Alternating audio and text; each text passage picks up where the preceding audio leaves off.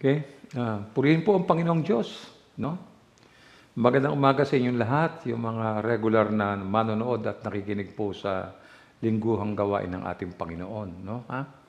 Binabati ko ang mga kapatid natin sa Paisawan, Bataan, yung mga kapatid sa Malabon at sa buong Bagong Baryo, no?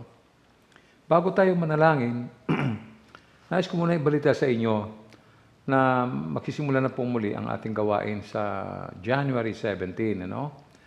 Ito po ay regular na gawain natin, no? Praise and worship. At saka ito po ay ang oras ay 8:00 ng umaga, no? Kaya siguro wala na pong malilate siguro dahil ibinaba natin yung oras, ano ha? At mananatili pa rin siyempre yung ating mga yung nire-require sa atin ng IATF, no? Yung pong mask, no? Yung social distancing, wala rin kabataan at saka siyempre wala pa rin yung mga seniors natin, no, ha? Kaya magandang balita ito sapagkat alam ko marami sa inyo nananabik na sa gawain ito, no? Kaya sana ay maging matagumpay ang ating unang pagbabalik, no, sa January 17, no? Ganap na ikawalo po yun, huwag natin kakalimutan, no? At maranasan naman natin ang pagsamba sa Panginoon ng sama-sama, no? Sige po, tayo po ay manalangin. Ama na makapangyarihan, bigyan mo nga ng karunungan ng iyong mga anak na sumunod at ipahayag ang Ebanghelyo upang maisa-isay ang kamangha-manghamong mga gawa na nagliliwanag sa kaluwalhatian ng iyong kabanalan. Panginoong Hesus, bigyan mo ng kapangyarihan ang iyong mga anak na ipahayag ang mabuting balita na iyong dinala sa libutan mula sa langit, na pinagbuwisan ng iyong buhay para sa mga makasalanan, na muli kang ibinangon mula sa mga patay at niluwalhati bilang Panginoon ng lahat ng mga nilikha. Banal na Espiritu, bigyan mo kami ng kapangyarihan na mamuhay sa liwanag ng Ebanghelyo. Ipinapayag nito ang katotohanan sa aming mga salita, kasama ang katotohanan ito sa pamamagitan ng aming mga gawa. Sumaamin po ang pag-ibig para sa iyo at sa aming kapwa. Ito po ang aking panalangin sa pangalan po ni Jesus.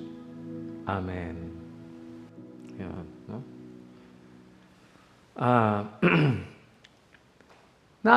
Naanyayahan na ba ninyo ang Panginoon sa inyong mga salo-salo? Alam nyo, ganito po ang nangyari ng araw na yon. Nagpapahayag po ang ating Panginoong Jesucristo sa harapan ng maraming tao at nang siya'y matapos magpahayag, isang Pariseyo po ang nag-imbita kay Jesus sa isang hapunan, no? Marahil nais pa niya makapakinig pa ng mga salita tungkol sa aral ng Diyos. Marahil nagandahan siya, no? So, maaari din namang humanga siya sa hatid na mensahe ni Jesus na hindi pangkaraniwan dahil wala pa siyang napakinggang ganoong uri ng pangaral kahit minsan, no?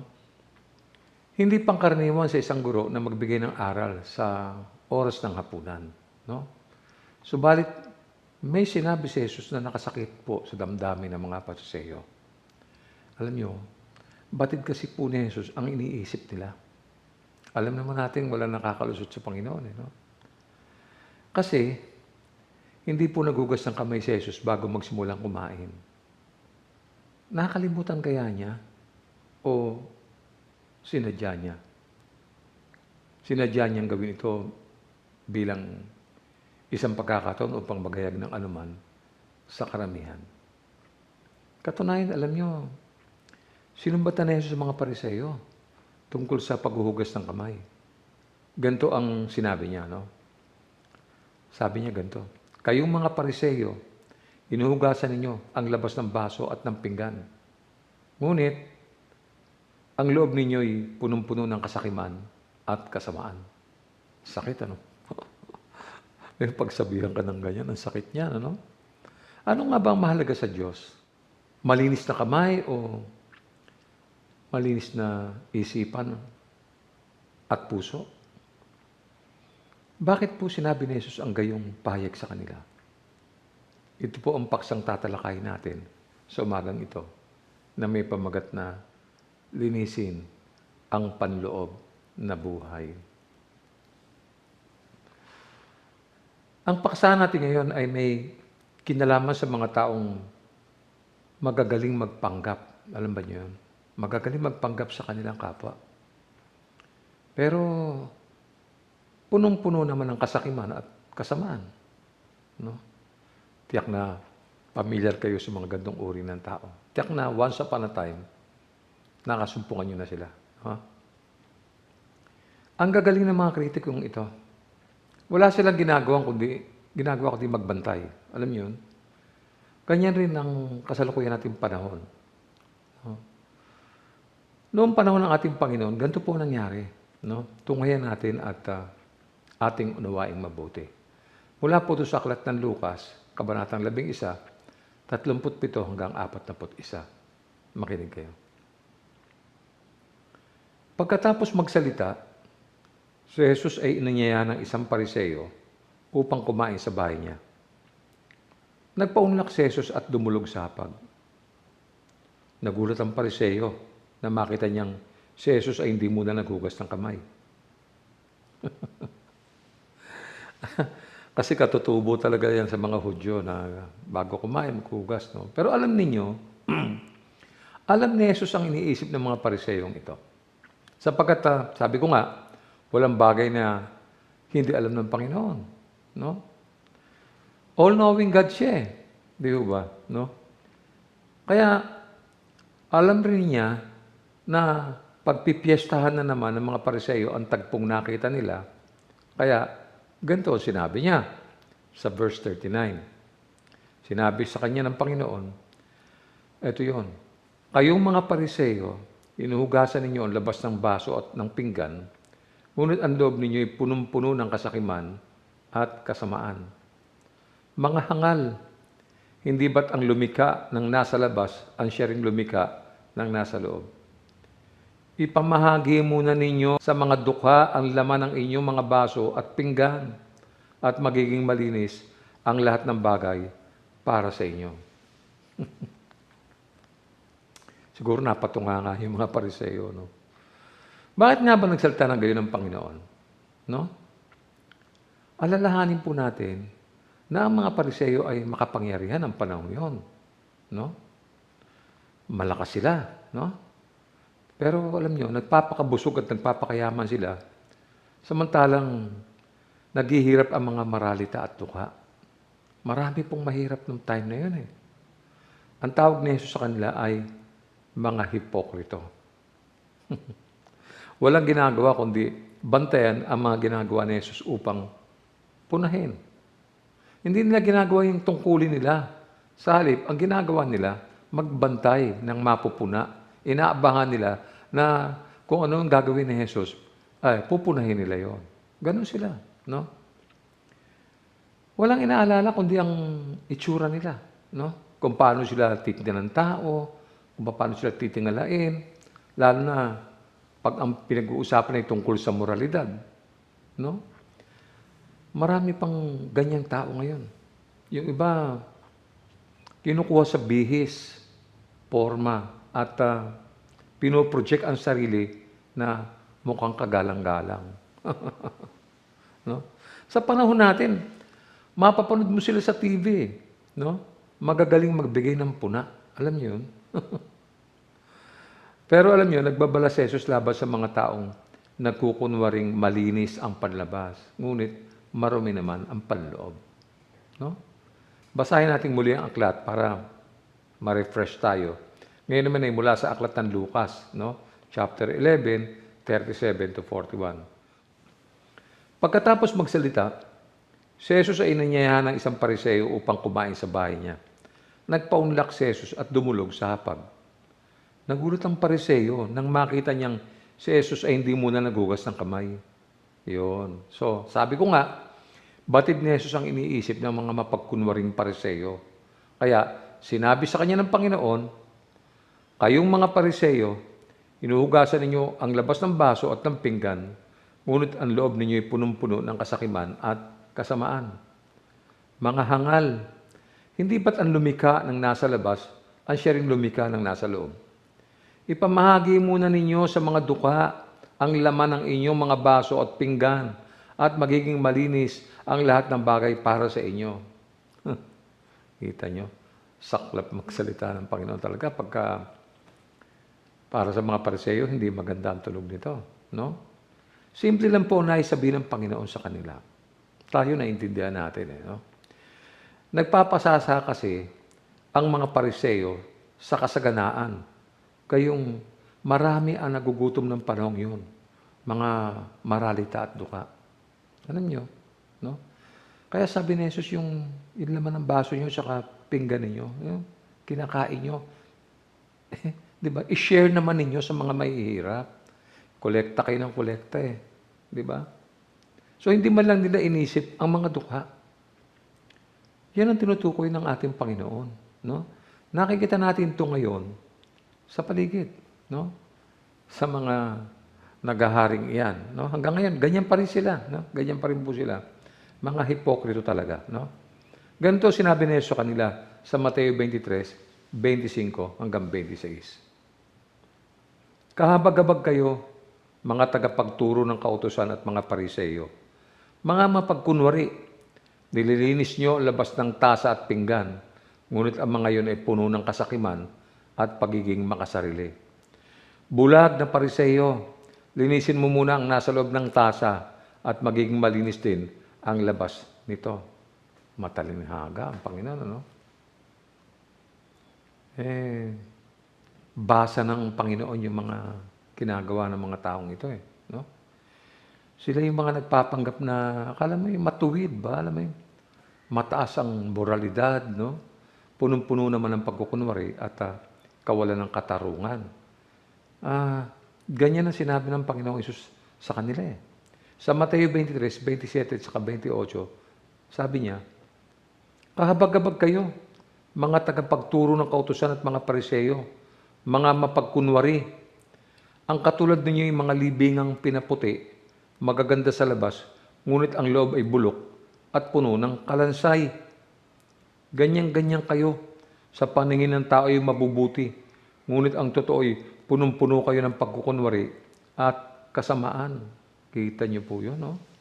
But within you are full of hypocrisy and lawlessness. Masakit po talaga ang sinabi ng Panginoon sapagkat totoo Diretso kasi ang Panginoon kung magsalita. No? Wala siyang paligoy-ligoy. Diretso, straight to the point. No? Kaya maunawa natin kung bakit galit sa Kanya ang mga naghaharing uri. Ang mga tao ng simbahan. Alam naman yun, di ba?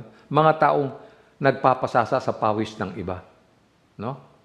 Sana hindi tayo kakitaan ng ganyang pag-uugali. At upang maiwasan ang pagkukunwari, kailangan pareho nating linisin ang loob at ang labas ng ating pagkatao. Hindi yung panlabas lang. Yung nakikita ng tao, hindi lang yun. Yung tawag doon pagkukunwari No? So, huwag yung labas lamang dahil lalabas na talaga nagkukunwari lang tayo. Di ba? Katunayan, mababago naman ang pag-uugaling yan Pero paano? Paano nga babaguhin ng tao? Alam nyo, nagsisimula yan sa unang-una, Roman number 1, sa pamamagitan ng conversion. Believe it or not. Sa pamamagitan ng conversion. Letter A, kailangan ikaw ay ma-born again. Yun. Kailangan ma-born again. Hindi natin inimbento yung salitang yan. No? Ano ba ang ibig sabihin ng born again? Okay. Number 1, itinuro ni Jesus ang pangangailangan ng isang bagong kapanganakan. Ganito ang sinabi ng Panginoong Jesus noong kausap niya si Nicodemo. Pakinggan niyo.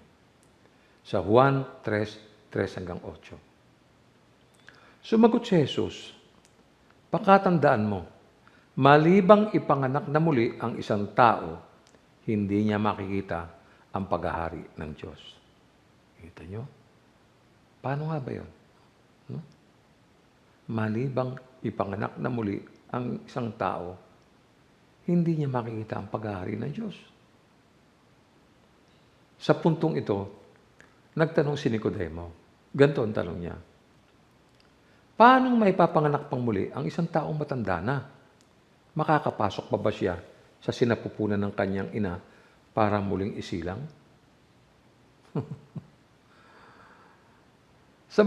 Siyempre, sa mga hindi mga mananampalataya, hindi po talaga nila mauunawaan ang sinabing ito ni Jesus. Tayo man di ba? Ganon din.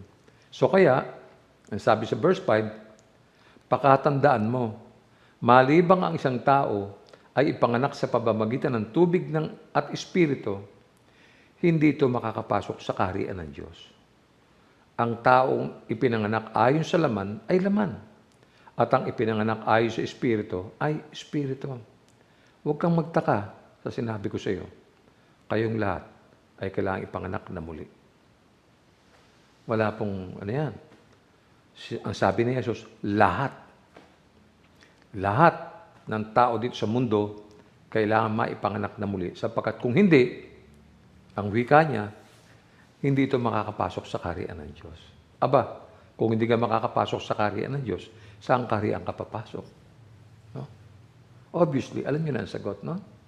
Nako mo, ganito pa ang dugtong ni Jesus sa verse 8. Umiihip ang hangin kung saan ito nais at narinig mo ang ugong nito.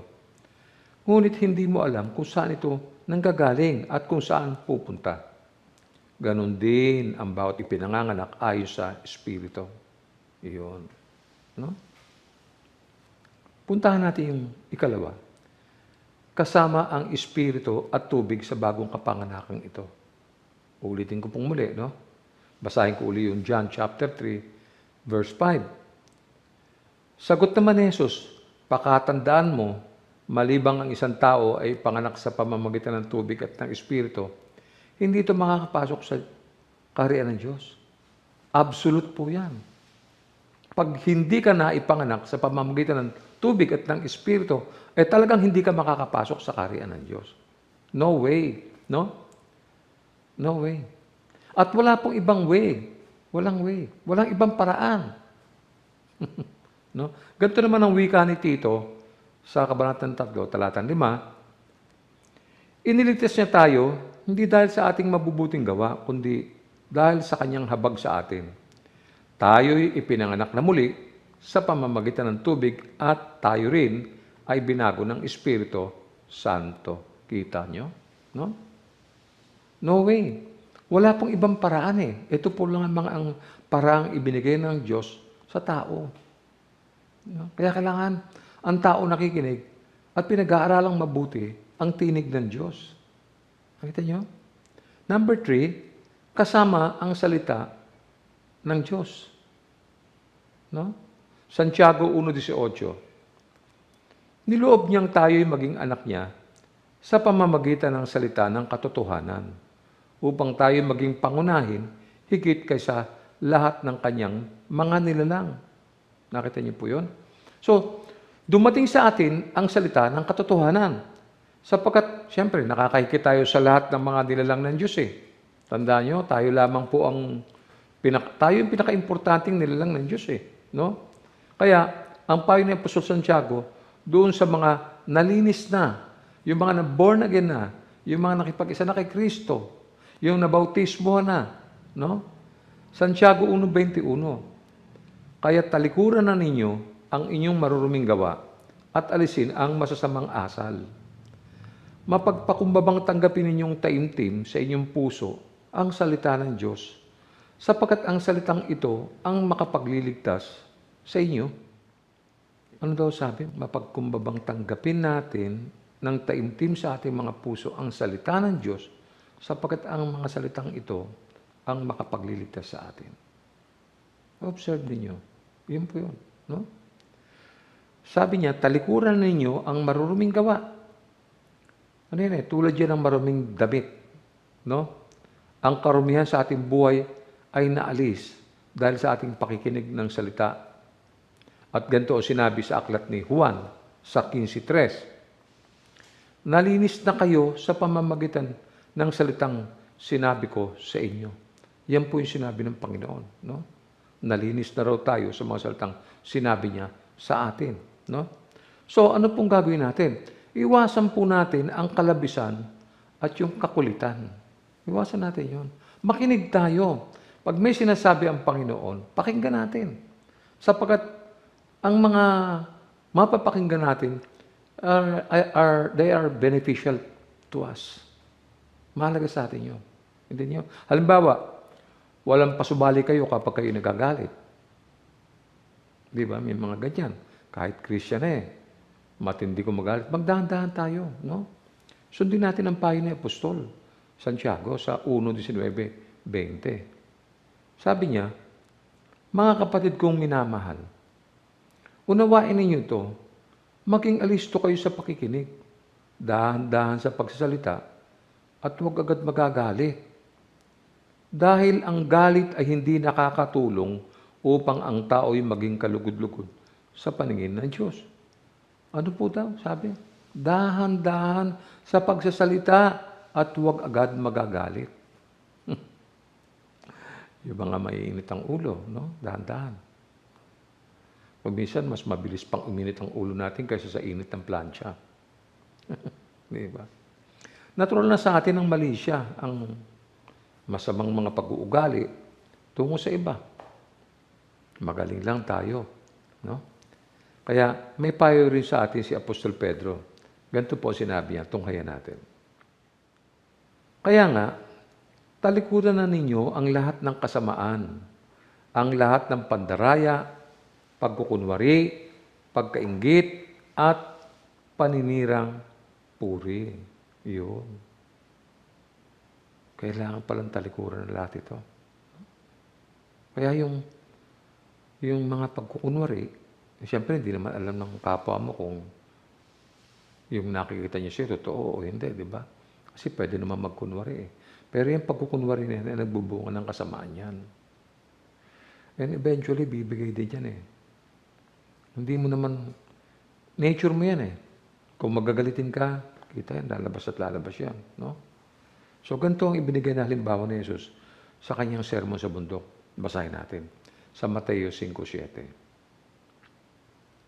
Sabihin mo na lang na oo kung oo at hindi kung hindi, sapagkat ang anumang sumpang idaragdag dito ay buhat na sa masama. Ayan.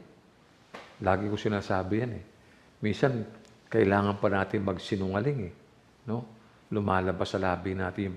Sabihin mo na lang kung oo o hindi kung hindi. Di ba? Halimbawa, nabanggit ko sa morning devotion May nangungutang siya ng pera. Pero may pera ka naman. Nangungutang siya ng pera yung tao. Ang sasabihin mo, ay naku, pasensya na. Wala akong pera Di ba? Ba't di mo na lang sabihin na, sorry may pera ako, kaya lang may pinaglalaanan ako. Kaya hindi kita mapapahiram. Ba't pa sasabihin, wala akong pera, pero may pera ka naman.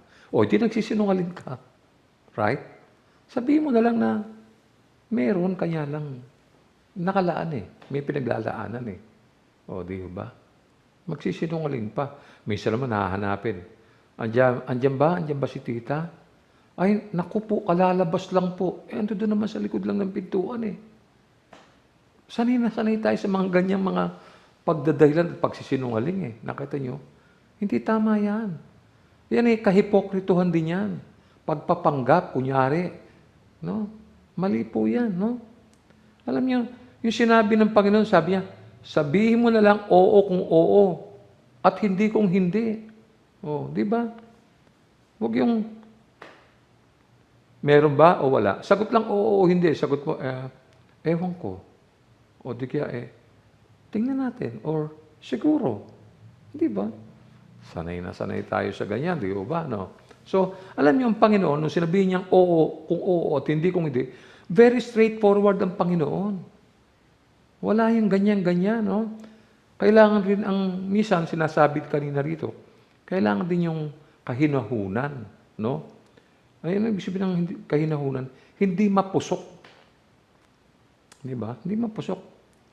Sabi nga ng marami, bagong taon, bagong buhay, no? Kaya sinabi naman ni Apostol Pedro, ang ganito, basahin natin sa Unang Pedro 1:22-23. Ano sabi niya?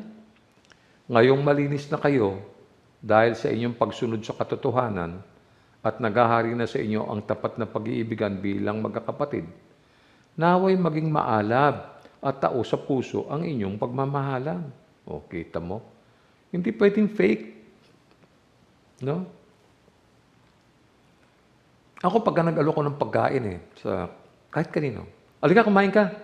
Kaya ako siya inalok, may pagkain naman Pero pag walang pagkain, hindi ko na inaalok. Ano kakainin ng tao? Parang gusto lang natin mapaganda ang sarili natin Kaya, di ba? Minsan naman mag-aalok ka na. Alika, kumain ka. Hindi naman ikaw bumili ng pagkain. Yung katabi mo bumili ng pagkain.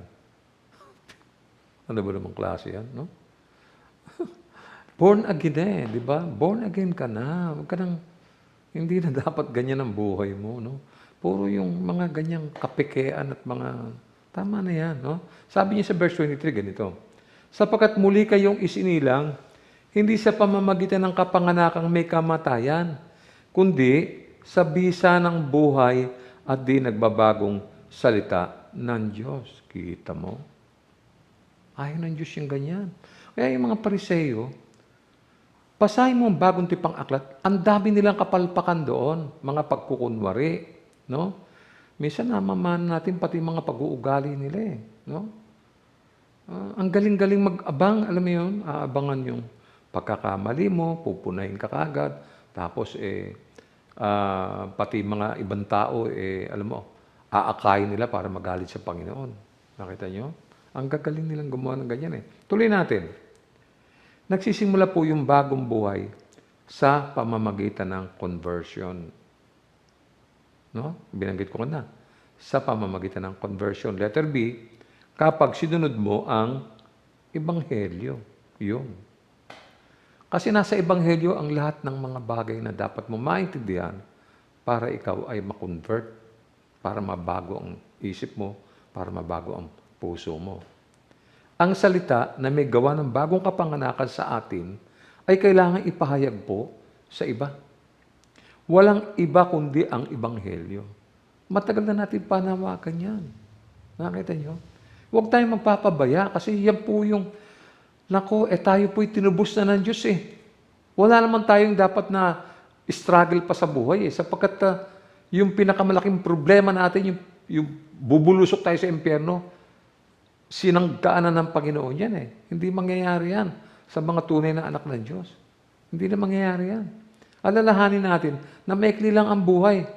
Kaya, basahin at pakinggan natin ang sinabi ni Apostol Pedro sa unang Pedro 1:24-25. Ayon sa kasulatan, ang lahat ng tao ay tulad ng damo.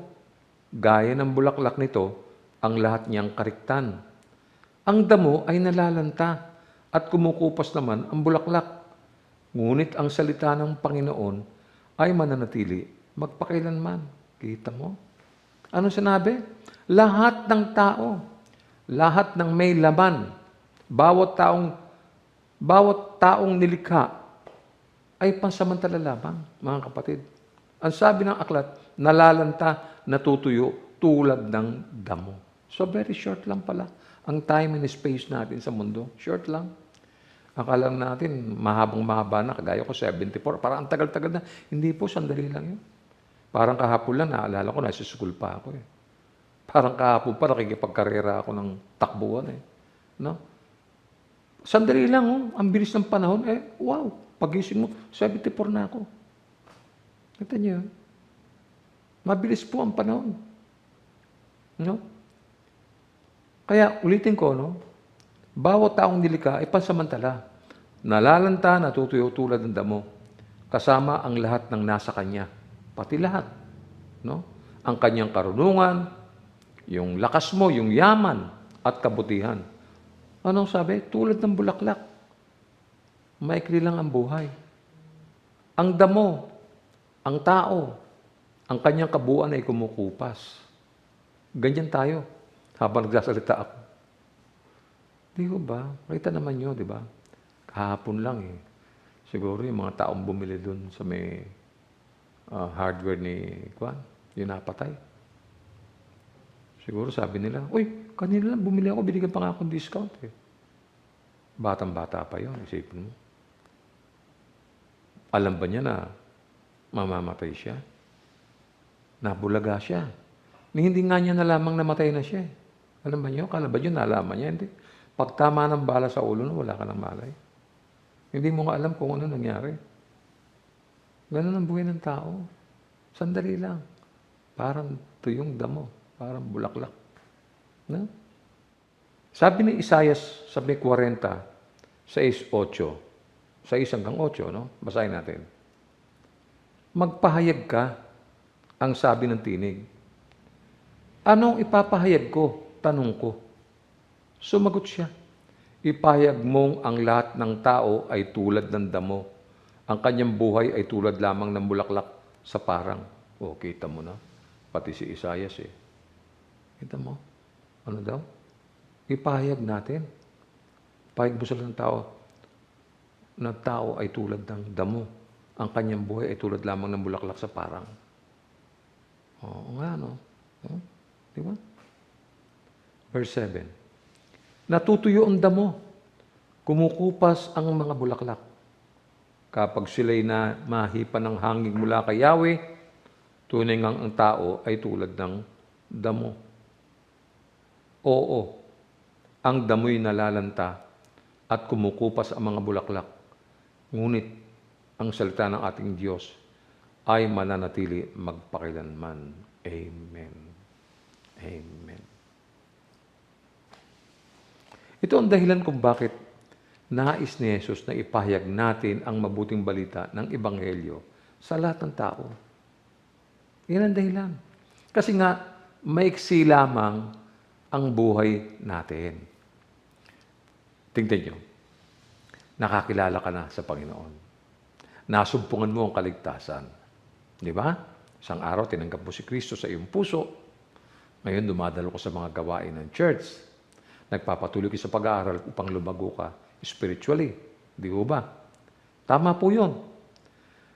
Pero ngayon naligtas ka na, ikaw naman ay inuutusan ng Diyos na ipahayag mo yung mga bagay, yung mga salitang nagatid ng kaligtasan sa iyo. Nais ng Diyos kasi na abutin yung mga tao, yung mga kapitbahay mo, yung nasa harap mo, nasa likod mo. Nais ng Diyos yun. At tayo bilang mga anak niya, pag inutusan tayo ng ating Ama, dapat tayong sumunod. Di ba? Hindi tayo pwedeng magmaang-maangan at magbingi-bingihan. Naranasan na natin yan, di ba? Nung araw napipingot ka, pagka inuutusan ka, bingi ka. Di ba? Ganun yun.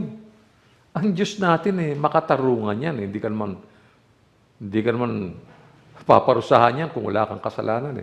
May parusa yung mga hindi sumusunod. Yung mga tamad at yung mga hindi nakikinig. Yung mga nagbibingi-bingihan. Kawawa ka dyan pag hindi ka. Nako. Pakinggan natin sinabi sa Marcos 16, 15 hanggang 16. At sinabi ni Jesus sa kanila, habang kayo mahayo sa buong mundo, ay ipangaral ninyo sa lahat ng tao ang magandang balita. O, kita mo na. Ano ba to? Utos o hindi? Habang humahayo kayo sa buong mundo, humahayo po ba tayo? Ipangaral ninyo sa lahat ng tao ang mabuting balita. Utos to eh. Ipangaral nyo. Utos yan. Hindi yan sinabi, baka naman pwedeng ipangaral nyo. Hindi. Kita nyo. Ipangaral nyo ang mabuting balita. Ano? Hindi pwedeng makinig ka, kapatid.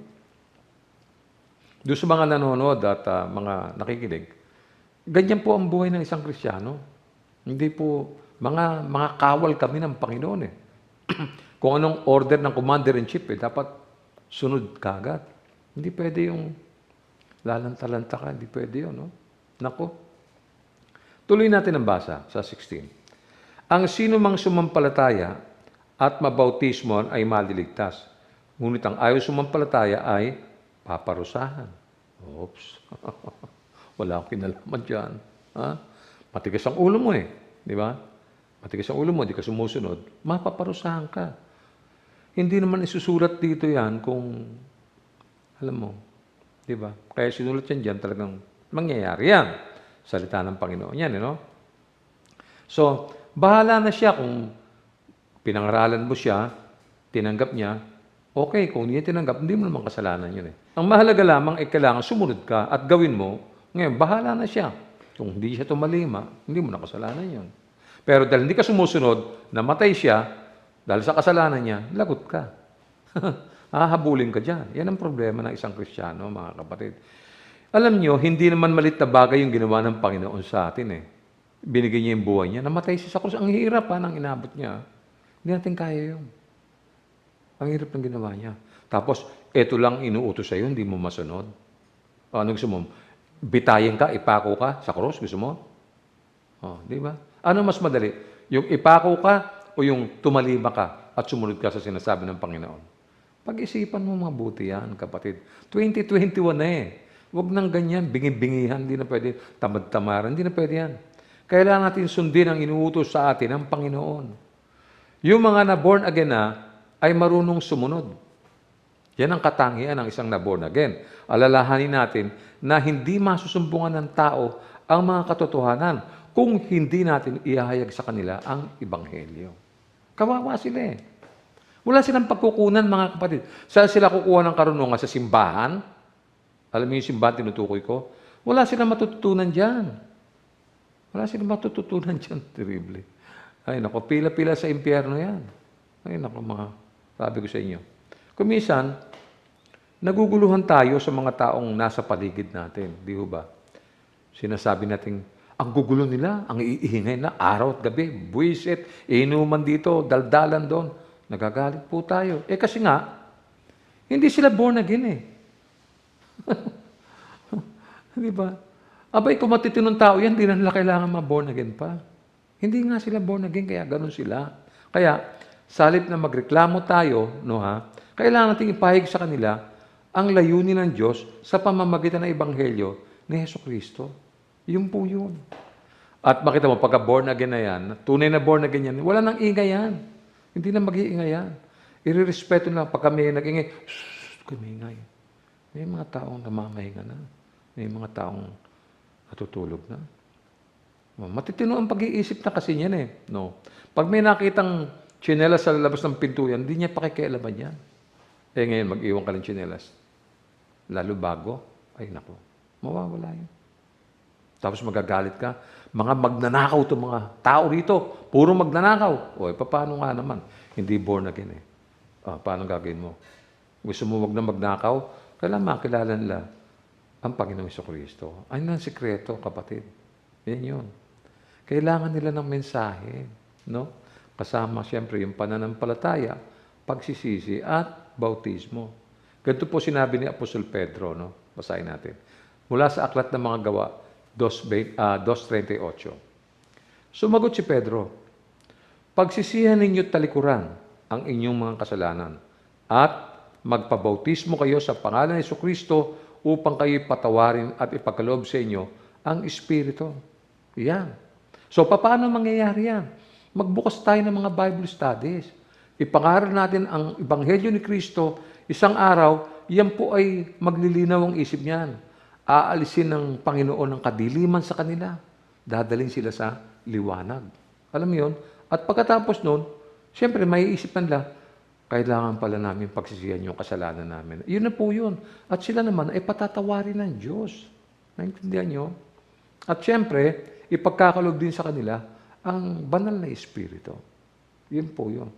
Mawawala ang mga reklamo natin, mawawala ang mga galit natin. Nakita niyo? Meron pa sa mga Gawa 3:19. Basahin natin. Kaya nga, magsisi kayo at magbalik loob sa Diyos upang patawarin kayo sa inyong mga kasalanan. Eto na naman. Paano magsisisi yung mga tao? Wala namang aral na tinanggap. Hindi naman nila alam na kasalanan yung ginagawa nila. Paano sila magsisisi? Wala yung Ebanghelyo eh. Wala yung mga salita sa scriptures na mababasa nila na, ay, makasalanan pala ako. Di ba? Paano ka ba na born again? Di ba? Nung nagpapatuloy kang dumalo at nagbabasa ng aklat, nalaman mo na makasalanan ka. Ganon din sila. At kung malaman nila na makasalanan sila, pagsisisihan nila yung kanilang mga kasalanan. Nakita niyo ba yun? At magkakaroon ng isang bagong tao sa kanila. Bagong nilalang. Ganon po yun. Oh. Kapag sumunod kasi ang sino man sa Ebanghelyo nang may pananampalataya, pagsisisi at bautismo, alam po nyo, ang kanilang mga kasalanan ay huhugasan ng Diyos sa pamamagitan ng dugo ni Kristo. Huhugasan sila ng dugo ni Kristo. Ibang klaseng panghugas, dugo. Ha? Ganito po sinasabi sa Aklat ng Pahayag 1:5. Tunghayan natin. At mula kay Jesucristo, ang tapat na saksi, ang panganay na anak, ang unang binuhay mula sa mga patay, at pinuno ng mga hari sa lupa.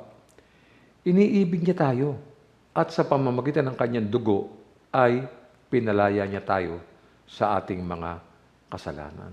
Kita mo? Yan ang naranasan ng bawat isa sa atin. Tayong mga born-again Christian. Salamat nga po eh. Kung wala po ang dugo ng Panginoong Jesucristo, paano na? Yung dugo na yun ang nabubo sa Kalbaryo, sa krus. Ha? At yun ay simbolo. Ang dugong yan ang maglilinis sa lahat ng kasalanan ng sangkatauhan. Kaya, maaari ka na lumapit ngayon sa Panginoon. Pwede ka na lumapit, pwede ka na makipag-usap, pwede kang manalangin. No? Ganun po yun. Ganun yung tunay na nilinis ng dugo ng Panginoon. Nilinis din pati ang loob, hindi lamang yung panlabas. Subalit alalahanin natin na patuloy itong nililinis ng Diyos. No, ha? Punta tayo sa Roman number 2. Sa pamamagitan ng pagpapabanal, hinuhubad ang lumang pagkatao. Yun. Hinuhubad yung lumang pagkatao. Number 1, sangkot ang pagpapabanal. Yan. 2 Corinthians 5:17. Pakinggan nyo.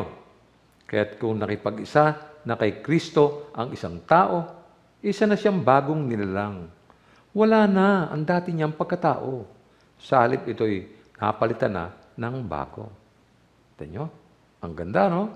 Ang ganda. Therefore, if anyone is in Christ, he is a new creation. The old has passed, the new has come. Ganda, no? Pero mo. Ang kahulugan ng pagiging banal, mga kapatid, ay ang pagtatakda ng paghihiwalay. Meron pong separation sa luma nating buhay. No? Naghihiwalay siya. Ito yung luma, ito po yung bago. No? Kailangan seryoso nating i-address ang mga bagay na nagpaparumi sa buhay natin. Dapat, no? Ang sinasabi ko ngayon, ito'y para sa mga born again at doon sa mga nakikinig, mag-observe kayo. Basahin natin ang Marcos 7:20 hanggang 23. At sinabi rin niya, ang lumalabas sa tao ang nagpaparumi sa kanya sa paningin ng Diyos. Sapagkat sa loob, sa puso ng tao, nagmumula ang masamang isipang naguudyok sa kanya upang makiapid, magnakaw, pumatay, mangalunya, mag-imbot, gumawa ng kasamaan tulad ng pandaraya, kahalayan, pagkainggit, paninirang puri, pagmamayabang at kahangalan. Ang lahat ng ito ay nanggagaling sa puso at ang mga ito ang siyang nagpaparumi sa kanya. Kita nyo, no? Maraming nagpapahamak o magpapahamak masin sa Christian. Biro mo yun? Kasi hindi naman lahat ang tumanggap sa Panginoon, born again. No? Kaya sabi, nagmumula sa puso ng tao ang masasamang isipang nag-uudyok sa kanya upang, ulitin ko, makiapid, magnakaw, matay, mangalunya, mag-imbot, gumawa ng kasamaan tulad ng pandaraya, kahalayan, pagkainggit, paninirang puri, pagmamayabang at kahangalan. Iyon po yun. No? So ano naman ang kinalaman ng mga bagay na binanggit natin at binasa? Sa 23 sabi, ang lahat ng ito ay nanggagaling sa puso at ang mga ito ang siyang nagpaparumi sa Kanya. Nakakita mo. So dapat nating iwasan yan. Yung mga ibang kulay na dito sa akin red letter yan. Dapat iwasan natin yan. Ngayong born again tayo, mag-ingat po tayo. Mag-ingat tayo. Kasi nga hindi pa naman tayo umaalis sa sanlibutan, nandito pa tayo alam mo, kung minsan, yung mga masasamang kaibigan, kakilala, nahihikayat tayo. No? Masama po yun. Minsan, hindi tayo nag-iisip Minsan na, business nakikipag-partner sa unbeliever, mahirap po yun. Hindi kayo magkapareho ng isip Si Jesus kilala mo, siya hindi kilala. Kita mo yun? No? Huwag kang makikipagnegosyo sa mga hindi mananampalataya. Madidisgrasya ka dyan. Hindi pareho ang ipag-iisip nyo Isipin mo itong mga kasalanang ito. Diyan ang gagaling niya sa puso ng tao. At yun ang nagpaparumi sa kanya. Ikaw, lumayo ka dyan. Lumayo ka dyan, huwag kang lumapit dyan. Layuan mo. Ako nga, dami kong kaibigan dati. Nilayuan ko. Kasi, pag hindi ka lumayo, mahahawa ka. No? Mahahawa ka. Baka ngayon marami kayong kaibigan ganyan na nakakasama kayo lagi sa mga lakad nila. No? Abay, umiwas na kayo. Hindi pwedeng ganyan. Mahirap yan. No? Number 2, ang sabi rito ay hubarin ang lumang pagkatao. Yun. Alam niyo kasi yan, patuloy na proseso yan sa buhay ng Christians. Patuloy po yan. Kailangan talagang hubarin ang lumang pagkatao. Parang damit yan No? Marumi, luma na. Hubarin mo yan. Magpalit ka ng bago, malinis. Ganun po yun. Sa Colossus 3:5-11, ganito sinasabi ng liham ni Apostol Pablo sa mga taga-Colosas. Kaya't dapat nang mawala sa inyo ang pagnanasang makalaman, ang pakikiapid, kahalayan, mahalay na simbuyo ng damdamin, masasamang nasa, at ang kasakiman na isang uri ng pagsamba sa Diyos-Diyosan. Kita nyo na? Yung palang mga kasakiman na yan. Isang uri din pala ng pagsamba sa Diyos-Diyosan yan. Alam mo yung kasakiman, yung meron ka na gusto mo pa. Alam mo yan? Sakim. Pag naalala ko yung kwento na mga magnanakaw, naghati-hati sila. Nagpatayan pagkatapos Sabi nung isa kasi, hati na tayo. One for you, one for me. Two for you, two for me. Three for you, three for me. Hindi pa natapos yung bilangan, napatay na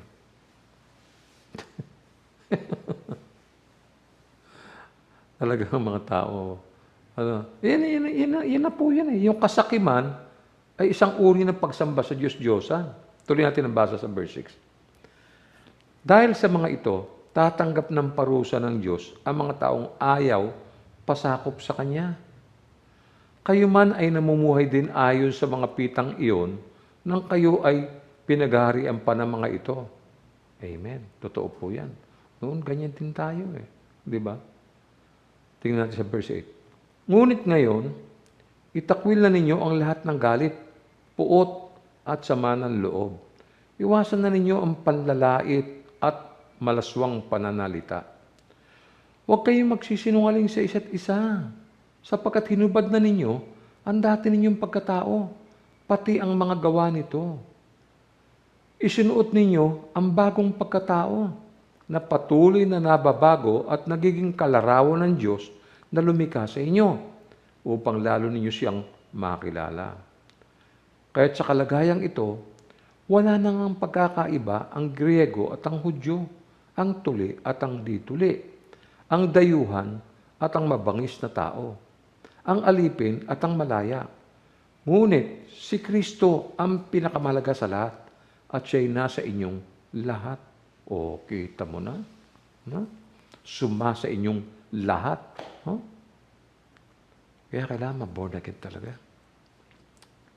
Yung pagdalo sa church weekly, pagdalo sa mga gawain, alam niyo, magagawa naman ng kahit sino yan eh. Pero yung ma-born again ka, iba yun. Iba yung ma-born again. Mababorn again lang ang tao pag napakinggan niya ang Ebanghelyo ni Kristo. Kaya nga, lagi kong ipinamamanik sa inyo na pagtiyagaan nyo. Ano, kahit pa isa-isang kaluluwa, pagtiyagaan nyo sila. Kasi alam niyo, ang sama ng mundo, no? Ang sama ng paligid, masama lahat. Huwag na tayong magreklamo. Malaki ang pagkukulang natin eh. Dito lang po sa loob ng bagong baryo, isipin niyo. Imagine niyo po kung lahat yan sa bagong baryo ay na-born again lahat yan. O di kapatid natin kay Kristo lahat yan. O di walang away.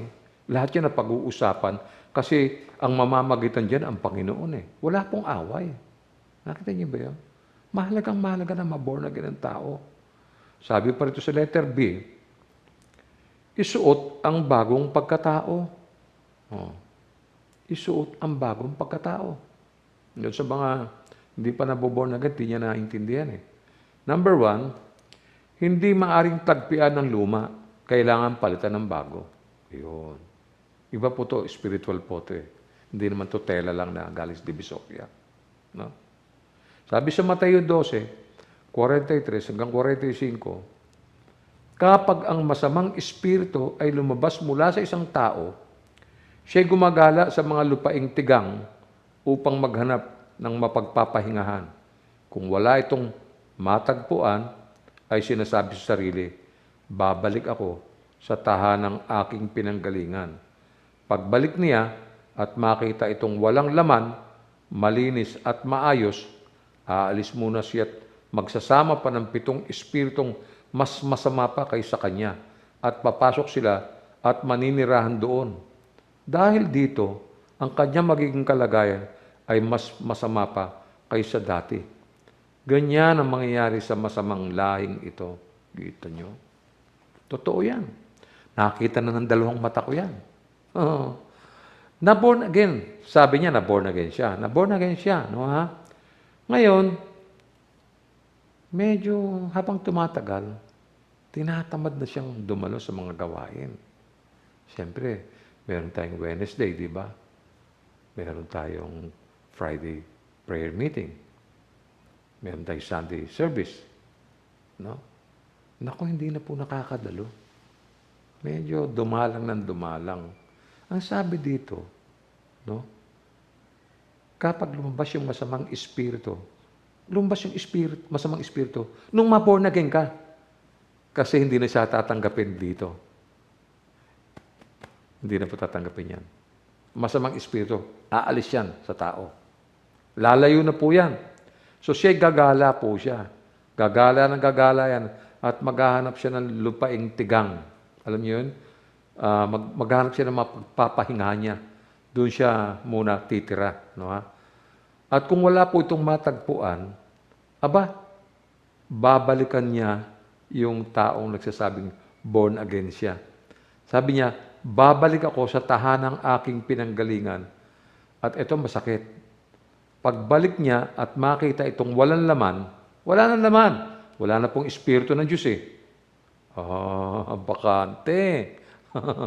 Malinis ha, maayos ha. Anong gagawin niya? Aalis muna siya at, mag-aanyaya pa ng 7 espiritong mas masama pa kaysa sa kanya. At anong gagawin? Babalikan siyempre niya yung tao na dating nakakilala sa Panginoon, no? Natubalikod. Hindi na active eh. Wala na siya. So, dahil dito, ano sabi? Yung magiging kalagay niya, mas higit pa o mas masama pa kaysa dati. Kita niyo? Naintindihan niyo? Masama pa kaysa sa dati. Sabi ng masamang espiritu, teka muna nga, wala mapuntahan ha. Mabalikan ka si bossing. Yun. Binalikan ka. Ay, nakita, wala nang hall. Walang nakatira. Bakante. Uy, ganda nito. Makasibat muna at mayaya muna sina paring Ayun, niyayaya yung mga masamang espiritu. Ako, pagbalik niya, pasok, libre. bukas na bukas. Nako, patay ka riyan. Ang sabi nga ron, yung tao, mas masama pa kaysa dati. Dati hindi na nagmumura. Ngayon, tumutungayaw na. Nagbabasag na ng bote. Walang dadaan dito. Ako pinakamatapang dito. Yan, ako ganyan na po yan. Ano? Yung mga balik sa sugal, no? Balik sa, kala ko ba? Hindi ka na magsusugal. Ay, naku, mo na. Gusto ko to, masarap ito eh. Pampalipas oras to eh. Yan. Pinagtatawanan na siya ng mga dati niyang niyayaya. Diba niyayaya tayo nung araw niyan? Oo nga eh. Ganun lang pala mangyayari sa buhay niya. Kaya ako ayoko sumama sa mga ganyan-ganyan eh. Kita niyo na. Nasira na pati ang gawain ng Panginoon. Pero hindi nila kayang ibagsak yan. Tandaan yan. Mas masama pa kaysa dati, biro mo. Dati na siya kasi nakakilala eh. Pero hindi naman sumusunod sa salita ng Diyos. Gusto niya, malaya siya.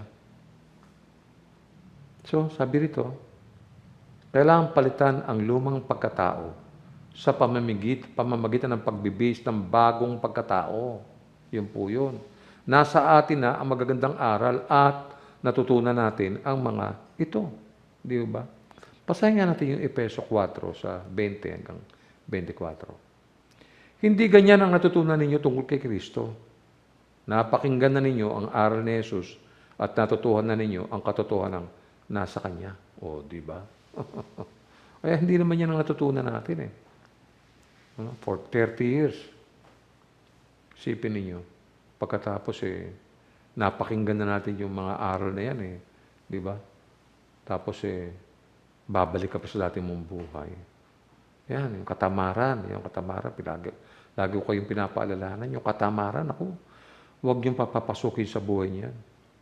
So yan, napakinggan na ninyo ang aral ni Jesus at natutunan ninyo ang katotohanan nasa Kanya. Paano tayo tatanggi dito? Nakilala natin siya, alam na natin na sa panahon ngayon, hindi tayo dapat na magpabaya sa mga aral ng ating mga naririnig, kundi sundin ang mga aral na yan. Malaking bagay po yan. Ano pa sabi sa 22? Iwanan na ninyo ang dating pamumuhay. Hubarin na ninyo ang inyong dating pagkatao na napapahamak dahil sa masasamang pagnanasa. Kita mo. Yan, pag wala na yung mga pag-aaral, wala na. Ito ang pandemic, di ba? Ang dami naglaylo. Kita nyo na. Baka susunod ka dyan, baka ikaw isang araw dalawin ka ng kumpare mo. Magkakasama na kayo uli ng kumpare nyo, balik ka na sa dati mong bisyo. Yan ang mangyayari sa iyo. Yun ang mangyayari sa iyo. Sabi siya, hindi nagkakamali ang Bible eh. Ang Bible, yan po'y sulat. Yan po'y galing sa kaisipan ng Diyos eh. Alam nyo? No? Ay, nako. Unang-una, kailangan iwaksin natin yung katamaran. No? Palagi nating sinasabi ang tungkol sa realization. Iyon. Realization. Subalit kulang naman sa application. Iyon. Puro realization. Nakakaya sa Panginoon. No? Every time na lang magkikita tayo, nga, ang ganda ng araw yan, na-realize ko nga eh. Ganyan tayo lagi. Tigilan nyo na yan. Kumilos na kayo. Puros tayo pangako eh. Tayong mga na-born again, ang pinagkakatiwalaan ng Diyos sa gawain ng Ebanghelyo. Wala pong iba. Hindi na po babalik sila Pablo ngayon, patay na sila eh. No? Bubuhayin sila pagdating ng Panginoon. Tayo ngayon ang mga buhay, nandito sa lupa. Tayo ang dapat na magpalaganap niyan. No? Ano pa sabi sa 23? Magbago na kayo ng diwa at pag-iisip. At ang dapat niyong isuot ay ang bagong pagkatao na nilikhang kalarawan ng Diyos at nahayag sa matuwid at banal na pamumuhay ayon sa katotohanan. Mga kapatid, 2021 na. 2020, alam nyo, 0. Wala tayong napalaroon. Wala tayong nagawa. Ang laki ng pagkukulang natin. Eto, may pagkakataon tayo ngayon, 2021. Kailangan dito ng pagsisikap. Kailangan dito ng tiyaga. Kailangan ng kasigasigan. Alisin yung katamaran. Kumilos kayo. Tinuruan tayo, tandaan nyo, tinuruan tayo ng Espiritu tulad ng katotohanan na kay Jesus. Pareho po yun. ayon sa kanyang sariling ebanghelyo. Alalahanin niyo ang luma ninyong pagkatao na puno ng kasamaan at kasalanan. Hindi tayo pwedeng tumanggi dyan. Yan tayo dati. Huh? So, lahat ng kasalanan ay mapanlinlang. Akala mo hindi kasalanan. Kasalanan yan. No? Yung akala mo hindi kasalanan. Nangangako ng kaligayahan na hindi naman kayang ibigay. Yun po yun. Magbago na tayo ng diwa at pag-iisip.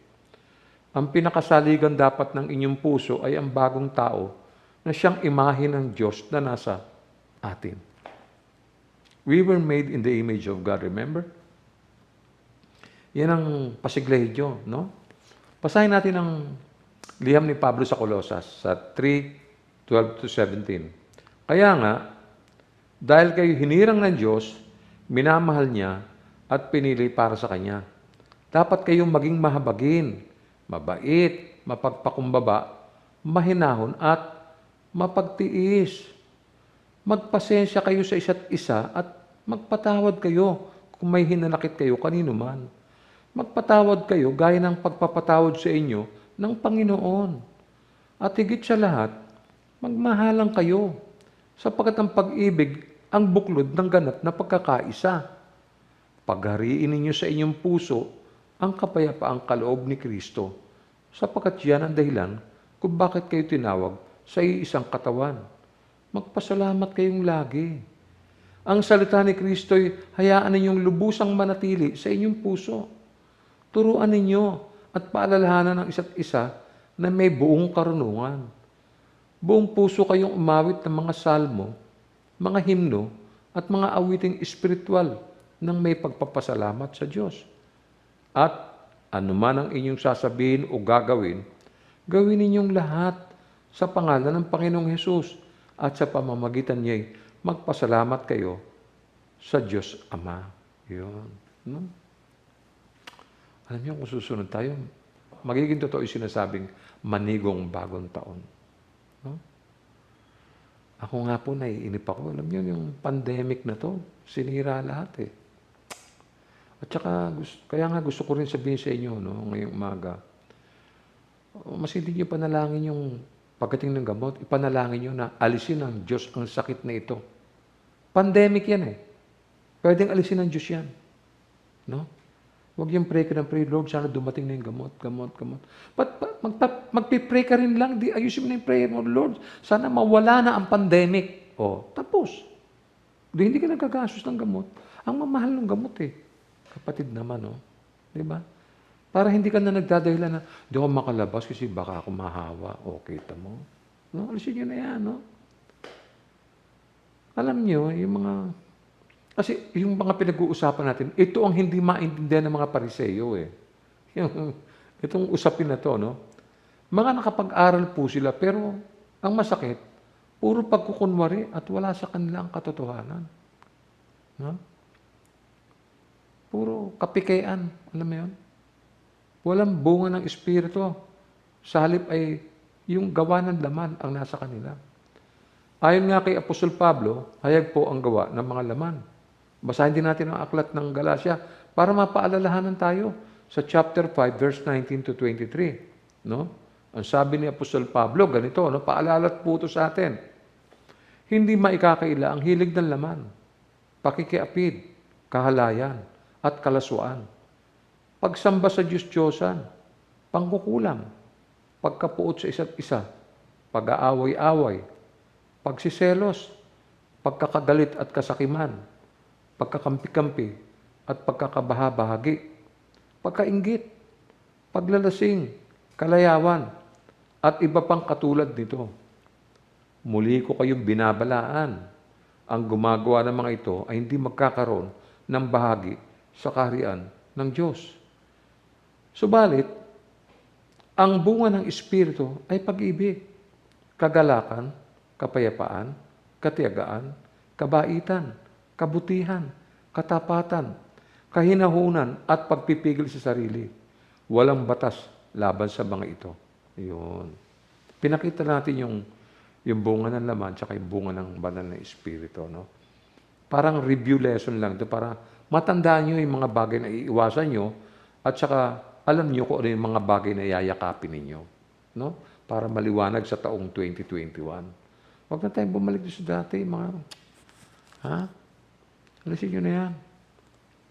Wala tayong mapapala dyan. No? Natatandaan ba natin ang huling sinabi ng ating Panginoon sa Pariseo? Ano yung sinabi niya? Natatandaan nyo yun kanina? Sabi niya sa Lucas 11:41, ipamahagi muna ninyo sa mga dukha ang laman ng inyong mga baso at pinggan at magiging malinis ang lahat ng bagay para sa inyo. Yun. Ganito po ang naisabihin ni Jesus sa mga Pariseo. Tigilan nyo na ang pagkukunwari, ang kaplastikan. Tigilan nyo na ang pagpuna. Nagpapakayaman kayo at nagpapakasasa sa pawis ng iba, pero hindi kayo marunong magbalik ng libos o tulong sa mga mahihirap. Yan ang banat ng Panginoon eh. Alam nyo? No? At upang pagtakpan ito, kailangan ninyong magkunwari. Kailangan ibalik ang usapan sa pamumuna. Hindi ito palalampasin ng Panginoon. No? Hindi palalampasin. Malinaw po ang nais ng Diyos eh. Ngayong tayo malinis na, ibigay kung ano ang nasa atin. O, ibigay kung ano ang nasa atin. Ano ba ang nasa atin? Ano nga bang nasa atin? Di ba? Para sa ating mga nilinis na ng Diyos, ibahagi natin sa mga tao ang Ebanghelyo ni Kristo. Ibahagi natin sa kanila ang Kanyang salita. Ipakita natin na nilinis na tayo ng Diyos. Nilinis ng Diyos ang ating mga puso at ang mga panlabas ay hindi na kailangan panghugasan. Yun po yun. No? Wala nang pagkukunwari at mga dahilan. Wala na ring realization, kundi gawin na natin ang malaunang ipinagagawa sa atin ng Panginoon. Yan ang maliwanag po yan, mga kapatid. Malinaw na malinaw yan. Yan kasi evangelism, napakadali naman talaga eh. Marami na tayong aral tungkol dyan eh. No? Kailangan natin sumunod. No? Nakakatuwa nga po kasi yung Miyerkules natin ngayon, marami nang dumadalo, no? Pero hindi tayo lumalabag sa sinasabi ng IATF, no? Yung distancing natin, di ba? Yung mask, no? May alcohol tayo, no? Pero nakakatuwa yung dumadami ang bilang natin na unti-unti nagbabalikan. Sa 17, actual na naman to, no? Magsasalta ang pastor niyo sa harapan, sa pulpito, no? Nalulungkot nga lang ako kasi wala yung mga seniors, no? Tapos wala rin yung mga bata. Sayang, no? Wala tayong magagawa. Kailangan natin sumunod, no? Sa sinasabi ng IATF. Kailangan po natin sundin yun, no? Ha?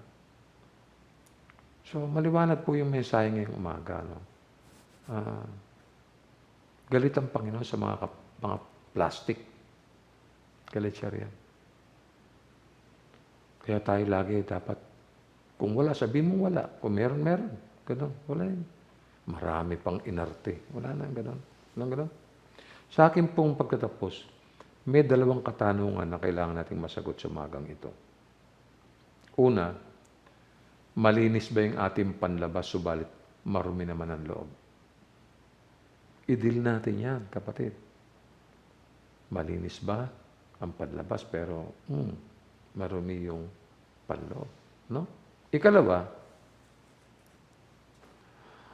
handa na ba tayo sumunod sa ating Panginoon?